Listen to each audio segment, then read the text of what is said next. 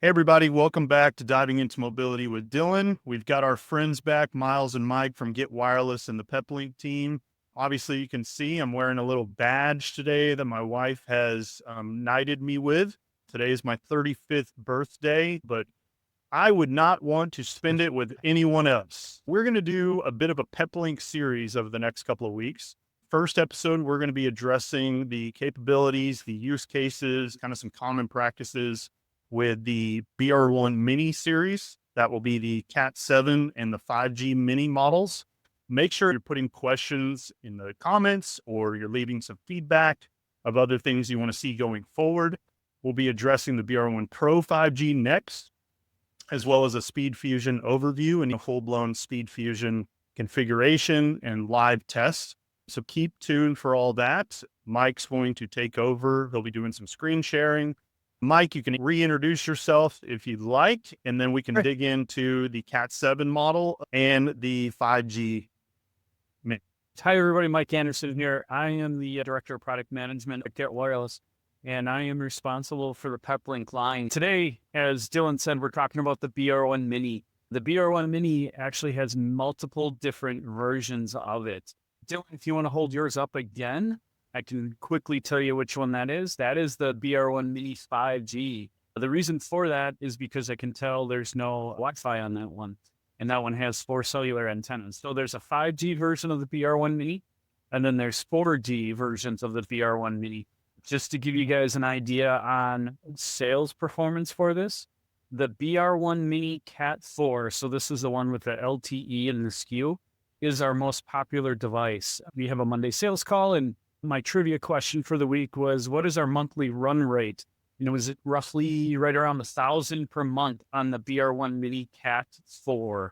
So we're still selling tons of those per month, and then it's followed by the 5G, obviously. And then there's a couple of different variants in there. And then actually to round it off, the BR1 Pro 5G, that's right in the top 5 of the number 1 selling devices that we have. So yeah, on top of that, Mike, what's the best fun fact about GetWireless and BR1 Minis with Peplink? we are the largest seller of the BR1 Mini in the world. Wow. Yeah, I'd say it's more BR1 Minis come through GetWireless. I am shocked that the CAT4 is the highest selling device because, price point. And this is your first devil's advocate, everyone, especially our Verizon teams, think higher CAT rating, the better, right? And they don't. Yep. They're always just thinking speed. What plan can I put it on rather than what is the best for the use case? So I definitely want to hear more about that. Yeah. And really, it's because of what the BR1 Mini is. It's an IoT device, right? Mm-hmm. It's not meant for fast throughput. It's not meant for overall performance. It's meant to provide data for these IoT ATM machines or your SCADA systems or digital signage stuff. It's not meant to be, oh, I'm going to connect and I need to have this awesome throughput. I need to dig up. So it's really that IoT platform device. Now, you can put it in police cars or first responder vehicles, but it's not recommended if you're going to have a lot of things connected to that. If you're going to have a dash cam and body cams, you might want to step up to the BR1 Pro 5G. It's a very powerful device. This is in a lot of electric co-ops, right? Just to monitor the data. That's the important thing. We heard back in the day, it was always about big data. That's this kind of a device. So the BR1, you can get it with Wi-Fi or without Wi-Fi. And then that also removes GPS. That's called the Core, the BR1 Mini Core. And then there's the standard BR1 Mini that includes Wi-Fi and GPS. And then there's the 5G, and you can get the 5G with Wi-Fi, still does not have GPS, or you could get it without Wi-Fi. So they have this security conscious thing. There's a lot of customers out there that put IoT devices in the field and they say, can't have Wi-Fi. So there's many different flavors of the BR1 Mini. Doesn't matter which flavor you have, the max throughput of this device is 300 meg. So they're worried about towers being converted from 4G to 5G. They're worried about 4G networks being spun down. The BR1 Mini 5G is really out there for that customer that goes, you know what? I don't want to have to buy a device in the next 5-10 years.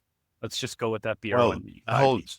And Mike, the whole thing you just said about the 4G towers being spun down, that's been one of the better selling points on the Mini 5G. Sounds like an upsell. In reality, it's not. Like you just said, we're trying to get you a device that will last you, that 5 to 10 year mark. Like you always have bought in the past and always will buy. You want to buy a device that's going to last you 1 year or whatever. A big kicker is Verizon exclusive for us at CTS. even the throughput doesn't matter because their highest plan is going to go 200. Yes, you're future proofing, but you might actually get a better plan price going on 5G, even though you relay to that customer, hey, you're 5G, but you may be getting better 4G here. You can always lock this device to 4G and get a better plan, but you're just locked to a better band. On the 4G side, there's really two SKUs you can get. There's one, we talked about a CAT4 device. We also talked about a CAT7 device. And then on 5G, there's only the one 5G module right now, all back to 4G as well. And it calls back to 4G CAT20. We have deployed these in vehicles or recommended them in that instance. If you had to almost go a side-by-side comparison, which of course, Peplink has an awesome one to go side-by-side, what's kind of like, hey, here's your elevator speech for this. Here's your use case for this.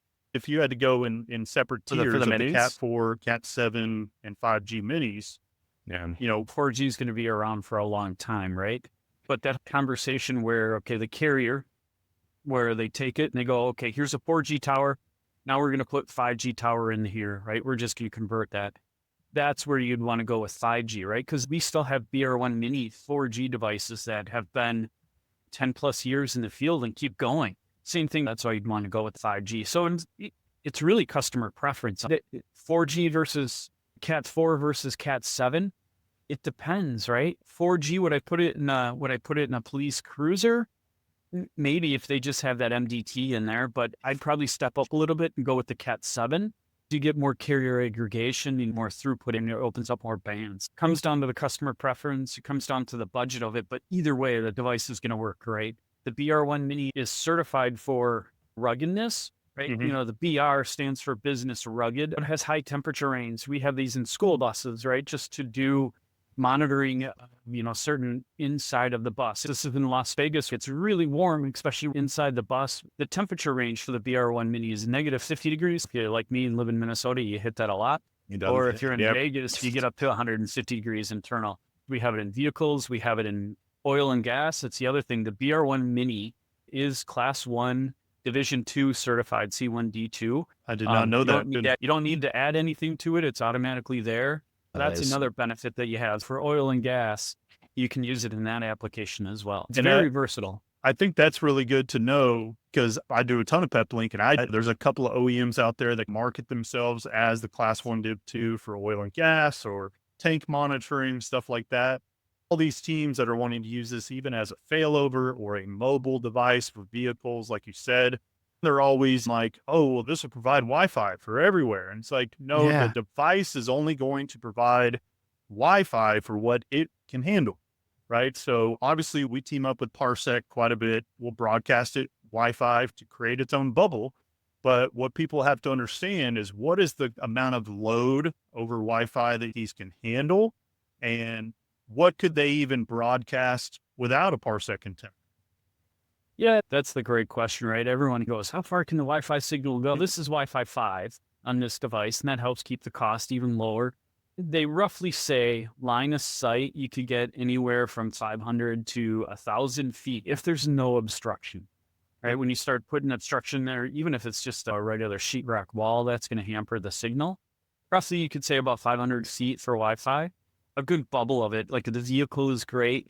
You might even get outside the vehicle. In some of the electric co-ops, you could get outside of that little. Use an antenna, right? Broadcast that Wi-Fi 80 yards, but still the amount of users it's going to be able to handle is all dependent on the device. Yeah. For a few $100, you add on something like a Parsec antenna and stick it up there. We hear a lot of times, even with the Verizon device that they have, I think the biggest thing that helps out with this is one, the ruggedness, but the main point is InControl2's management portal.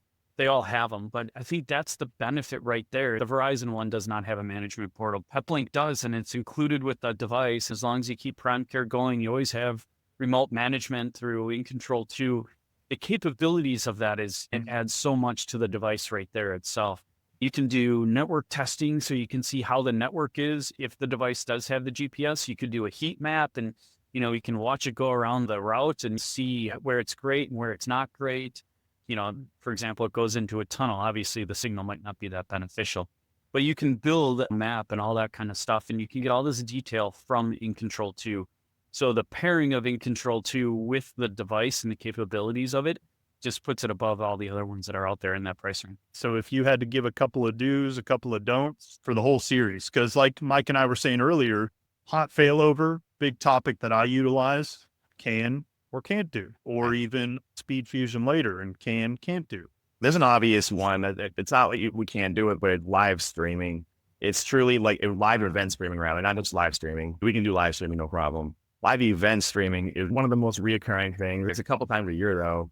It's just tough. And again, it's exactly the same concept that we're talking about with the Wi-Fi being a limiting factor.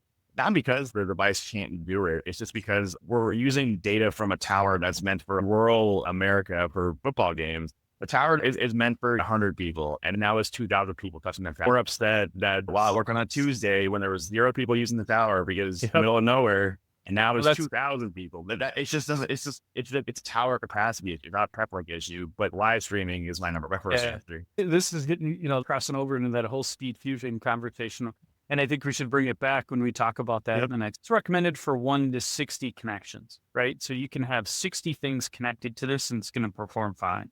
You can go over that, if it's low data. If you're going to try to do an office building, right, and have this as the primary backup, might not be that big of an experience. That's where you might want to jump up to a bigger device like a BR1 Pro or a B1. But this is great for those small number of user connection types. If you're looking at 5 people, like a construction trailer, right? A couple of people in there, they have a couple of PCs, maybe a connected printer. It's going to be fine for that. To Miles' point, if you're going to try to broadcast video and do live streaming, you might want to step up to a higher device map, get a little bit better performance. It's still going to perform great. Your expectation just might not be there if you're going to try to do some of that higher end stuff. This is all perfect because it can work okay, but is that what we want, right? We want the right thing for the right use case. We're not just upselling you to a few $100 more device. Like it's for what your capacity is. I think last thing just to address, hey, you know what? It's their birthday too. Last thing, Mike, so say the 4G device versus the 5G device, hot failover. Can they do that if needed for, say, a simple office? Yeah, so here's the biggest thing about the BR1 Mini. A lot of people get kind of stuck on this point, right? The BR1 Mini is an IoT device. It's meant for cellular as a primary. With PrimeCare, it turns on one of the ports, the Ethernet ports. You can convert that to a WAN port, right? So technically out of the box, they're all 3 LAN ports. And with an active PrimeCare subscription, you can convert that to the WAN port, right? Then you can plug in an Ethernet modem and all that kind of stuff. You can buy a license to activate the WAN port automatically so it stays on all the time. So you have your choice. If you want to keep PrimeCare going all the time, great. It's going to keep that WAN port unlocked. Or you could just buy the license and unlock the WAN port.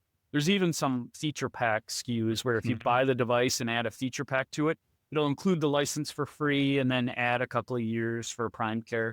So there's a benefit there. That part, as long as you have the WAN port active, it will do hot failover, right? It'll do WAN smoothing. WAN smoothing, just to talk about it real quick, helps out with that internet. So if you have something, if you connect an IP phone to this and you hear the tinny sound or there's a really long delay, WAN smoothing helps with that delay. So perfect for that.